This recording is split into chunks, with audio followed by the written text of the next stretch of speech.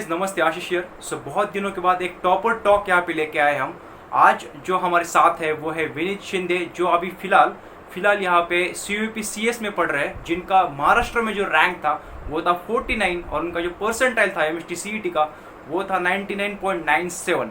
ठीक है, मतलब देख सकते हो कि 0.03 परसेंटाइल यहाँ पे कम था खाली 100 परसेंटाइल से। ठीक है, सो यहाँ पे उनके साथ आज डिटेल में जो इनकी प्रिपरेशन लेवल थी, उनका क्या पहले लेवल था, मतलब स्टार्ट करने से पहले होता है ना कि यार बेसिक ही पता होता है किसी किसी को, नहीं तो MST CET क्या है इसकी जानकारी भी नहीं होती। ठीक है, तो इसी से बेसिक से स्टार्ट करेंगे और चलेंगे कि यार आखिरी का जो 3-4 मंथ का एक पीरियड होता है प्रिपरेशन का, जो मेन पीरियड माना जाता है, उसमें आपको एग्जैक्टली क्या करना चाहिए।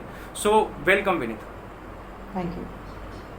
सो फर्स्ट ऑफ ऑल उनसे कुछ बेसिक्स जानेंगे यार। वो खुद ही बताएंगे कि वो कहाँ से बिलोंग करते हैं, उनका कोचिंग का नाम क्या था, कहाँ से थे, और अभी मतलब वो एक बार फिर खुद से ही बताएंगे कौन से कॉलेज में क्या पढ़ रहे हैं। So hello, this is Vineet Shinde. मैं मुंबई से बिलोंग करता हूँ। 11th-12th मैंने पेस से की है। Pace ITN space integrated college है और कोचिंग इंस्टीट्यूट भी। और बेसिकली मेरा प्रिपरेशन तो JEE मेंस और JEE एडवांस के लिए था, एंड लेटर ऑन मेरे गोल्स चेंज हुए एंड एंड में मैंने CET का प्रिपरेशन किया एंड दिया गया। ठीक है, तो यहाँ से हमारा फर्स्ट क्वेश्चन निकल के आता है कि आप JEE मेंस और JEE एडवांस का प्रिपरेशन कर रहे थे। ठीक है, उसको ओरिएंटेड आप प्रिपरेशन कर रहे थे, तो मतलब ये ज़रूरी होता है एक MST CET एस्पिरेंट के लिए कि वो पहले JEE का कंटेंट पढ़े?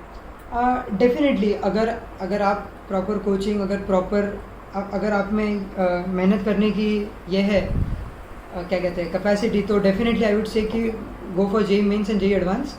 क्योंकि if you dream big and then if it doesn't work you can step to CET again. तो जितना आप टफ क्वेश्चंस की कोशिश सॉल्व करोगे उतना अच्छा है। ओके, पर ये इम्पोर्टेंट होता है कि अभी आपने जो परसेंटाइल ग्रैब किया है यहाँ पे 99.97, इतना बढ़िया परसेंटाइल है, यहाँ पे 49 रैंक है महाराष्ट्र में पूरे। तो ये ज़रूरी होता है कि लाइक आपको JEE मेंस पहले अगर आता है, JEE मेंस का लेवल आपको आता है, तो ही MST CET में इतना परसेंटाइल आएगा? ऐसा नहीं कहूँगा मैं, क्योंकि द थिंग इज़ इनिशियली अगर आप अच्छे क्वेश्चंस सॉल्व करोगे तो बेसिकली CET का क्वेश्चंस का लेवल कम होता है, बट ये है कि एक्यूरेसी बहुत लगती है। ये रैंक आने के लिए I had to score 189 out of 200। So accuracy बहुत इंपॉर्टेंट है CET में, ना कि एकदम क्वालिटी क्वेश्चंस। तो क्या होता है, जब आप JEE एडवांस के क्वेश्चन सॉल्व करते हो तो आपका थिंकिंग एक अलग लेवल पे जाता है। तो इसके वजह से आपको CET थोड़ा फॉर्मूला बेस्ड वैसे लगता है। तो थोड़ा बेसिक तो बेसिकली स्टूडेंट्स का क्या होता है कि दे क्रैक फॉर्मूला बेस्ड क्वेश्चंस, तो वो अराउंड 150 तक स्कोर कर पाते हैं, बट वो उसके आगे हर एक क्वेश्चन जो होता है वो JEE मेंस के लेवल का होता है, उससे वही वो क्या होता है ना कि MST CET का अगर पैटर्न देखा जाए तो बहुत लोग जो है 150 तक ही आ पाते हैं, उससे आगे नहीं जा पाते। तो यहाँ से क्वेश्चन बनता है कि आपने JEE मेंस से फिर MST CET में कब स्विच किया, मतलब कितने महीने पहले MST CET से? तो बेसिकली मेरा जैन में JEE फर्स्ट हुआ, JEE mains first. Okay, so उसके बाद मैंने बोर्ड्स का तैयारी चालू किया। I started reading textbooks a lot due to boards का मैंने सिर्फ 1 महीने पहले चालू किया था। आई गेस फेब में बोर्ड्स थे, मिड जैन में मैंने चालू किया था बोर्ड्स के बारे में पढ़ना। So after that I got to know कि CET का we can study, we can go through CET का ऑल्सो थिंग्स। तो मैंने वो पढ़ना स्टार्ट किया था तभी से, फेब से। ठीक है। तो वहाँ पे कुछ ऐसा प्रेशर था आपके ऊपर कि लाइक अभी बोर्ड्स भी आने जा रहे हैं, तो बोर्ड्स का भी आपको पढ़ना पड़ेगा, उसके लिए टाइम देना पड़ेगा। आपने ऐसा किया था कि बोर्ड्स पढ़ते पढ़ते कभी दिन में बीच में ही कभी MST CET का क्वेश्चन उठाया, ऐसा कुछ? अरे डेफिनेटली। सो क्या होता है, बोर्ड्स के समय, I talk about chemistry specially. तो केमिस्ट्री के समय जब यू रीड टेक्स्ट बुक, जो बोर्ड्स के MCQ के लिए आप तैयारी करते हो या फिर बोर्ड्स के थियोरेटिकल क्वेश्चंस, तो आपका CET के भी कॉन्सेप्ट्स क्लियर होते रहते हैं, क्योंकि CET में केमिस्ट्री का सब टेक्स्ट बुक से ही आता है, थियोरेटिकल। हाँ, तो डेफिनेटली होता है वो, it goes hand in hand. Okay, ठीक है। तो अभी इस साल ना, तो अभी बोर्ड्स भी उनके कैंसिल हो रहे हैं, 12th के, यहाँ पे 10th के तो हो ही चुके, तो अभी उनको खाली MST CET पे यहाँ पे फोकस करना है। तो अभी उनके पास ना, जहाँ तक लगता है 3-4 मंथ का यहाँ पे 3-4 मंथ का यहाँ पे ड्यूरेशन होगा उनके लिए। तो आप क्या सजेस्ट करोगे कि लाइक उनका एक प्लान क्या होना चाहिए 3 मंथ को लेके? सो मतलब हर एक के लिए प्लान अलग होगा, so I would talk for 2 people जिनका 2 साल जिन्होंने अच्छे से पढ़ाई की, जैसे मैंने 11th-12th ढंग से पढ़ाई की थी, मेरे concepts near and about clear थे, तो मुझे CET का ट्रांजिशन टफ नहीं गया। तो उनके लिए मैं बोलूँगा कि मॉक टेस्ट देते जाओ। तो मैं दिन में 2-2 मॉक टेस्ट देता था। सो मैंने 50+ मॉक टेस्ट दिए थे। तो जिनका कॉन्सेप्ट Okay. क्लियर है उनको CET के लेवल के मॉक टेस्ट देना बहुत ज़रूरी है। Okay, perfect perfect perfect. तो यहाँ पे आपको क्या लगता है कि कितने मॉक टेस्ट यहाँ पे देने जरूरी होंगे, मतलब एटलीस्ट एक क्या नंबर होगा? एक फर्स्टली जितना ज़्यादा दोगे उतना है, बट आई वुड से कि Okay. At least if you have experience of 15 to 20 mock test that should do enough. ठीक है, तो 20 आप मॉक टेस्ट यहाँ पे सजेस्ट करोगे? डेफिनेटली देना तो पड़ेगा। आपने क्योंकि ठीक है। CET में बेसिक क्या है ना कि टाइम मैनेजमेंट बहुत इंपॉर्टेंट है। You have to solve exactly 150 questions in 3 hours, so it's a task. हाँ, बेसिकली MST CET यही होता है कि जो क्वेश्चन का लेवल होता है उतना टफ नहीं होगा, बट आपको जो टाइम मैनेज करना यहाँ पे सीखना पड़ेगा। मतलब क्वेश्चन, नंबर ऑफ क्वेश्चन ज़्यादा है ना अगर JEE मेंस से वहाँ पे कंपेयर करें तो। Definitely yes, okay. तो यहाँ पे बुक्स के ऊपर बात करते हैं, ठीक है। तो आपने बुक्स वैसे कौन से प्रेफर किए थे? खाली MST CET का अगर बात करूँ, JEE मेंस का नहीं, बट अगर खाली आप MST CET पे अगर फोकस करते हो तो कौन से बुक्स यहाँ पे मैंडेटरी रहेंगे? और target, definitely target publications is best for CET I would से, क्योंकि उनके जो चैप्टर वाइज क्वेश्चंस है उन्होंने इतने सारे क्वेश्चंस दिए हैं। तो if you go through them अच्छे से ना, तो आई वुड से कि मस्त स्कोर आ जाएगा। 160 तो आ ही जाएगा अगर आपने अच्छा किया टारगेट।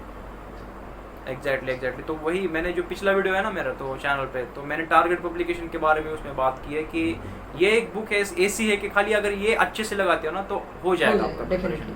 मतलब जो आपके मेजॉरिटी ऑफ क्वेश्चंस है वो हो जाएंगे। एग्जैक्टली। तो आपको कुछ ऐसा लगा कि लाइक जो टारगेट पब्लिकेशन का बुक सॉल्व करने के बाद आपको ऐसा लगा कि फील आया कि like a similar type of question आया MST CET में फाइनल में? हाँ आते हैं, रिपीट हो जाते हैं क्वेश्चंस। तो मैंने ज़्यादा टारगेट सॉल्व नहीं किया था फ्रैंकली स्पीकिंग, क्योंकि मैंने इतने मॉक टेस्ट दिए थे तो वो चैप्टर वाइज कम किए थे। बट जो चैप्टर मुझे थोड़े डाइसी थे या फिर I was not comfortable with them, तो वो मैंने किए उनसे सॉल्व एंड इट हेल्प्स। 1-2 तो डायरेक्टली आए थे मेरे इसमें। मैथ्स में आया था, मेरे को याद था आंसर, तो मैंने डायरेक्टली टिक कर दिया, सॉल्व भी नहीं किया था। हम मैथ्स के बहुत रिपीट होते हैं क्वेश्चन हर साल। और अगर रीडिंग की बात करें, रीडिंग बुक्स के बारे में बात करें, तो टेक्स्ट बुक ही आप प्रेफर करते थे महाराष्ट्र बोर्ड का या कुछ दूसरा भी था? मैं तो बोलना चाहूँगा HSC की chemistry text book is one of the best text books. वो एक बार तुम रट लोगे ना, मैंने से रट लोगे, आई मीन इट, क्योंकि मैंने उसकी रीडिंग शायद से 10 से 11 बार मैंने ऑलमोस्ट सब चैप्टर पढ़े थे ऑर्गेनिक छोड़ के, क्योंकि 10 से 11 बार? हाँ, हर एक चैप्टर। इनऑर्गेनिक का स्पेशली, इनऑर्गेनिक के, फिजिकल के इतने नहीं, बट इनऑर्गेनिक बहुत पढ़ा था। फिजिकल के 2-3 बार पढ़े थे, ऑर्गेनिक के भी 2-3 बार पढ़े थे। इनऑर्गेनिक बहुत रटा था, P ब्लॉक हुआ, S ब्लॉक वगैरह। हाँ, वो तो रटना ही पड़ेगा। ठीक है। तो जो ऑर्गेनिक का पार्ट होता है ना मेनली, वो आप पूरा यहाँ पे टेक्स्ट बुक के जो बुक है उस पर डिपेंड हो सकते हो कि आपको कुछ दूसरा भी लगाना पड़ेगा? टेक्स्ट बुक थोड़ा इनसफिशिएंट है ऑर्गेनिक के लिए, आई वुड से। फिजिकल और ऑर्गेनिक के लिए टेक्स्ट बुक थोड़ा कम पड़ेगा। तो उसके केस में क्या करना चाहिए? एक्चुअली पर्सनली मैं नहीं बता पाऊंगा अच्छे से, क्योंकि मैंने MS चौहान सॉल्व करा था, जो एडवांस की बुक है। यस एग्जैक्टली, पता है। MS चौहान का मैंने अच्छे से किया था, वो पूरी बुक 2 बार सॉल्व की थी, तो वो अच्छी थी। But if I to suggest, I would say target ही कर लो यार, सब क्वेश्चन सॉल्व कर लो। हाँ, सही है, ये भी है। मतलब प्रीवियस ईयर की जो पैटर्न है फॉलो करके आप कर सकते हैं यहाँ पे जो भी है। अभी उनके पास अगर 3 मंथ का प्लान बचा है, तो ऐसे बहुत सारे एस्पिरेंट्स होंगे यार कि उनका प्रिपरेशन अभी स्टार्ट भी नहीं हुआ, ठीक है। वो सोच रहे कि यार कैसे तो करके ना यहाँ पे 120 130 यहाँ पे स्कोर लाया जाए, अच्छा कॉलेज उनको मिल जाए। तो आपको क्या लगता है कि यहाँ से 3 मंथ में कितना किया जा सकता है? यार 3 महीने में आ सकता है, 100 तो अचीवेबल है, 100+ अचीवेबल है। तो उनको एक्चुअली पहली बात क्या करना पड़ेगा, उनको थरोली देखना पड़ेगा कि किस चैप्टर का क्या वेटेज है। तो जो भी इजी चैप्टर है उनको वो टारगेट कर सकते हैं। जैसे मैथ्स में बहुत स्कोरिंग चैप्टर्स है, तो उनको टारगेट करके कैलकुलस के झंझट में पढ़ेंगे तो फिर दिक्कत हो जाएगी। हाँ। और अगर इसकी बात करूँ मैं, ठीक है, मतलब अगर सब्जेक्ट वाइज अगर बात करें, ठीक है, तो फिजिक्स का क्या होता है ना, बहुत लोगों का एक डाउट होता है, मतलब जो पर्सनल मेंटरशिप में है मेरे साथ, तो उसमें उनका डाउट होता है कि लाइक हम फिजिक्स का पढ़ते हैं, ठीक है, कंटेंट पढ़ते हैं, बट क्वेश्चन नहीं बनता फिर बाद में। हाँ, तो ये होता है सबके साथ होता है, मेरे साथ भी हुआ था। तो फिज़िक्स का आई वुड से कि हर क्वेश्चन को शिद्दत से टाइम दो, you dedicate time to each and every question so that you know वो क्वेश्चन तुम्हें समझ आए। ऐसे नहीं कि आंसर रट लिया या फिर यू नो कॉन्सेप्ट रट ली, तो तुम्हें वो समझना है कि क्या हो क्या रहा है, क्योंकि फिजिक्स में क्या होता है, मैकेनिज्म होता है। हाँ तो वो मैकेनिज्म ढंग से आना चाहिए, वो इम्पोर्टेंट है।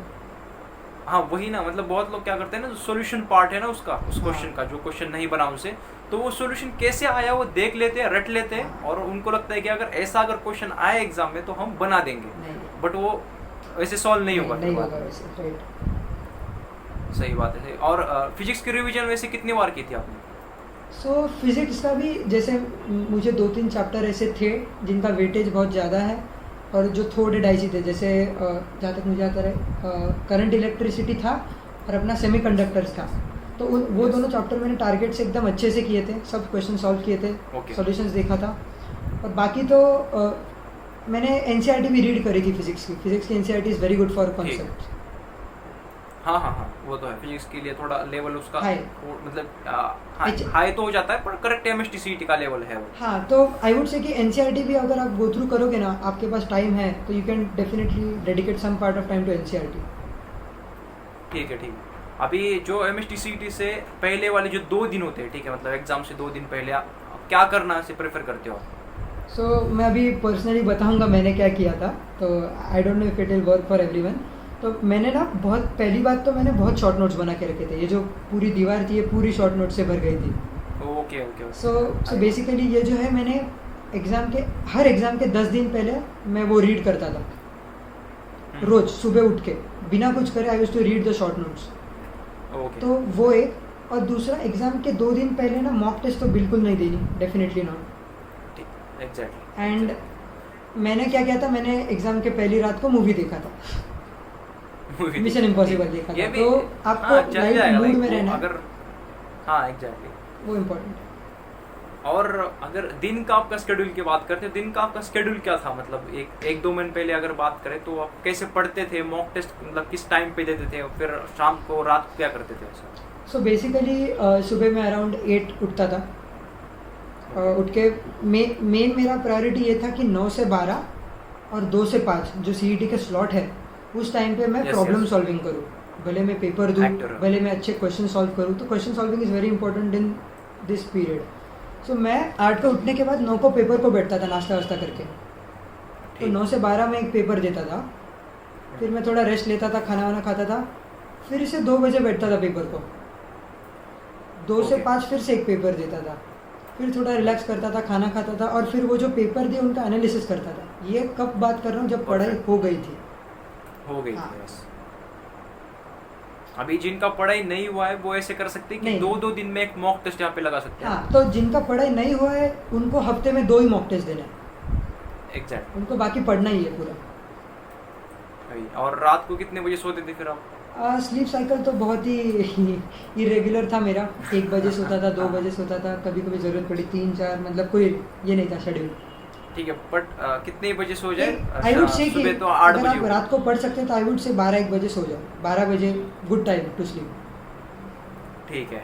12 बजे सो के if you wake up at 7:30 ना, that's the ideal schedule I would से। That's perfect. Okay cool. और आप मतलब ऐसे कोई चीज़ें आपने करी जो मतलब प्रिपरेशन के टाइम आपको मतलब बहुत हेल्प कर रही थी, आपका जो कॉन्फिडेंस है बूस्ट कर रही थी, फिर एग्जाम में उसके रिजल्ट आपको दिखे, मतलब ऐसी कुछ ऐसी चीज़ जो बहुत लोग करते नहीं है? सो मैं पर्सनली बोलता हूँ कि मैंने एक तो पहली बात 50+ मॉक टेस्ट दी थी, जो मैंने बोला 50-60 मॉक टेस्ट दी थी मैंने, एक तो वो। और दूसरी बात, एंड में ना निशांत पटवर्धन सर है, यस पता है। हाँ, तो उनका वो सर मेंटी क्विज रखते थे, तो मैं वो रेगुलरली देता था। मेंटी क्विज टाइमर लगा के देखा था वो 30 सेकंड के कुछ क्वेश्चंस रखते थे, और शायद से आधा पौना घंटा कुछ तो रहता था उनका। तो वो मैं रेगुलरली देता था, और उसका फ़ायदा ये हुआ कि मैं सुबह वो चैप्टर पढ़ता था और शाम को उनके साथ मेंटी देता था, और I used to come in top 10 almost every time. तो वो एक कॉन्फिडेंस बढ़ाता है कि मैं टॉप 10 में आ रहा हूँ। कितने बच्चे, 500, 600, 1000 बच्चे, तो उनमें if I come in top 10 तो वो एक कॉन्फिडेंस बूस्टर रहता है, और वो बहुत हेल्पफुल मेंटी क्विज थी। सही बात है। तो ये एक सही चीज़ है, मतलब अगर वो प्रोवाइड भी नहीं कर रहे, कोई चैनल यहाँ पे प्रोवाइड भी नहीं कर रहा, तो आप टाइमर ला के घर पे कर सकते हो। डेफिनेटली और प्लीज़ चेकआउट, उनका चैनल बहुत अच्छा है सीईटी के लिए। और हाँ, और दूसरी बात, बहुत जो स्टूडेंट्स हैं ना उनका नाम लेते हैं, हाँ। वो पूरा एमएसटी सिटी ओरिएंटेड, वो भी शायद सीयूपी से, शायद वीजीटी सीईपी से, वो मैकेनिकल डिपार्टमेंट। एग्जैक्टली। और उन्होंने उनकी एक मॉक टेस्ट भी रखी थी, पेड थी वो, तो वो भी मैंने दिया था। तो उनकी लास्ट मॉक टेस्ट में हैड स्कोर 194, तो उसके बाद मैंने मॉक टेस्ट दिया ही नहीं क्योंकि आई एंडेड ऑन हाई। हाँ, सही बात है। ये करना चाहिए जब भी आपको ना, मतलब एग्जाम से पहले एक अगर टेस्ट में बढ़िया नंबर आए तो वही पे स्टॉप कर देना चाहिए मेरे हिसाब से। करेक्ट। सही बात है। अभी आपके मतलब पेरेंट्स वगैरह क्या करते हैं अभी? मेरे पेरेंट्स गवर्नमेंट ऑफिसर है। Okay. हाँ, मॉम हाउसवाइफ है, तो बेसिकली पेरेंट्स का भी सपोर्ट बहुत ही इम्पोर्टेंट हो जाता है Support. इस फेज में। Okay, exactly. है। और आपको क्या लगता है कि ऐसा कोई एक पर्सन था या ऐसी कोई चीज़ थी, लाइक आप कुछ देखते थे ऐसा कुछ कि उससे कॉन्फिडेंस मिलता था, फिर से मोटिवेशन मिलता था पढ़ने के लिए? पर्सनली देखो, मुझे मॉम डैड ऑलवेज वो पुश करते थे। अगर कोई कभी मूड डाउन होगा तो मम्मी कुछ अच्छा बना देती थी, पापा बोलते थे यार चलो छोड़ो मूवी देखते हैं। कुछ अच्छे दोस्त थे, दोस्त बनाना भी बहुत ज़रूरी है आई वुड से, क्योंकि मेरे कुछ अच्छे दोस्त हैं जो अभी कुछ आईआईटीज़ में है, कुछ मेरे साथ सीयूपी, कुछ बिट्स में है। तो उन दोस्तों से भी बहुत यू गेट इंस्पायर्ड। कभी मूड डाउन होगा तो वो चेयर अप करते हैं आपको, तो इट हेल्प्स। और फ्रेंड का ये भी एक बेनिफिट होता है कि लाइक वो अगर पढ़ रहा है ना तो आपको भी एक इनसिक्योरिटी होती है कि लाइक हम भी पढ़े। हाँ, अरे ऑफ कोर्स वो होता ही है। एक कंपटीशन का यहाँ पे एटमॉस्फेयर भी यहाँ पे क्रिएट हो जाता है उससे। दोस्त अच्छे ये होने चीज़ जरूरी है, मतलब सही है। एग्जैक्टली दोस्त मैटर करता है कि यार फ्रेंड्स कैसे आपके, लाइक एंगेजिंग है पढ़ाई में, या मतलब आप समझ सकते हो सब तरह के दोस्त होने time चाहिए, pass जो मस्ती करते हैं, जो पढ़ाते हैं, सब चाहिए। सही बात है। तो मतलब अभी आपका क्या शेड्यूल है, लाइक आप क्या करते हो ऐसे दिन भर? सो अभी तो यार ऑनलाइन कॉलेज चल रहा है, बहुत ही सैड चीज़ है, बट अभी कैन नॉट हेल्प। वही दिन, मतलब आपको एक्सपीरियंस नहीं हुआ ना ऑफलाइन का? नहीं हुआ यार, इतना पढ़ के भी घर पे बैठे, ठीक है। और ये ऑनलाइन लेक्चर चलते दिन भर। अभी एंड सेम है मेरी, नेक्स्ट वीक चल रही पड़ेगी। Okay, fine. तो यहाँ पे एक है कि प्रिपरेशन का जो टाइम था आपका, उसमें फ्री टाइम में मतलब ब्रेक जब भी आप लेते थे वैसे उसमें क्या करते थे? सो मैं 8-10 साल से तबला बजाता हूँ, so it's one of my ठीक है। हॉबीज़। तो मैं तबला बजाता था, कभी अभी गिटार सीख रहा हूँ, दोस्तों के साथ क्रिकेट खेलना, जितना आउटडोर एक्टिविटीज़ में कर पाता था। Of course pre Covid times थे, तो आउटडोर एक्टिविटीज़ जितना हो सकता था वॉक पे जाता था, तो ये it helps to refreshen your mood. Exactly. So वो, और ये जो सोशल मीडिया का प्रॉब्लम होता है, लाइक सोशल मीडिया हो, नेटफ्लिक्स हो, हॉटस्टार हो, मतलब जो भी, तो उससे क्या था, मतलब आप वो देखते थे वगैरह? अरे नहीं, सिर्फ व्हाट्सएप था, इंस्टाग्राम बंद था, सब बंद था, कुछ नहीं था, सिर्फ व्हाट्सएप था। ठीक है, ये तो ये एक लेने की चीज़ है, क्योंकि लाइक इंस्टाग्राम तो यार बहुत एडिक्टिव है, बहुत टाइम पास होता है। बहुत। हाँ, तो I would recommend each and everyone की मत देखो ही मत, थोड़ा टाइम के लिए भी मत सही देखो। चीज़ है। मैंने परमानेंटली वही डिलीट मतलब कर अभी- दिया अकाउंट। और फिर खोल दिया ना एग्जाम के बाद? क्या? हाँ, एग्जाम के बाद तो खोल एग्जाम के दिया, बाद? yes। ओके, तो मतलब यही है कि लाइक अब अगर आपके पास 3-4 मंथ का यहाँ पे पीरियड बचा है खाली पढ़ाई के लिए, तो अभी फिलहाल सारी चीज़ें डीएक्टिवेट आप कर सकते हो, के बाद में तो आपको यही करना है। स्मॉल प्राइस है वो, तो दे ही सकते हो आप। हाँ, वो तो है। तो यहाँ पे ना आपका सेशन यहाँ पे खत्म होता है यार। सारे जो क्वेश्चंस है, अगर उनसे आप कोई क्वेश्चन पूछना चाहते हो यहाँ पे पर्सनली, तो नीचे कमेंट सेक्शन में बता देना, तो उसका आंसर वो कर देंगे, ठीक है। सो थैंक यू विनीत, यहाँ पे आपने जो आपका इम्पोर्टेंट टाइम है यार कॉलेज का, वो निकाल के आप यहाँ पे आए हो, क्योंकि आपका जो एग्जाम है नेक्स्ट वीक में है। So thank you. अरे no problem, anyways it was glad, thank you. Okay, और ऐसी कोई मतलब आप एक चीज़ यहाँ पे बता सकते हो स्टूडेंट्स के लिए कुछ? तो यार टेंशन मत लो, पहली बात, सब हो सकता है। CET is very crackable, doable exam, तो बस पेशेंस रखो, क्योंकि मेरा एग्ज़ाम में मैथ्स के पेपर में तबीयत थोड़ा डाउन था, तो 10 मिनट में सो गया था। सो ये होके भी मेंटली मैं इतना प्रिपेयर्ड था कि आई स्टिल गॉट 98 on 100, एक ही गलत हुआ मेरा मैथ्स में। तो मैं वही कहना चाहूँगा कि mental stability is the most important thing. Yes, तो ओके, यहाँ पे फिनिश करते हैं। तो थैंक यू सो मच।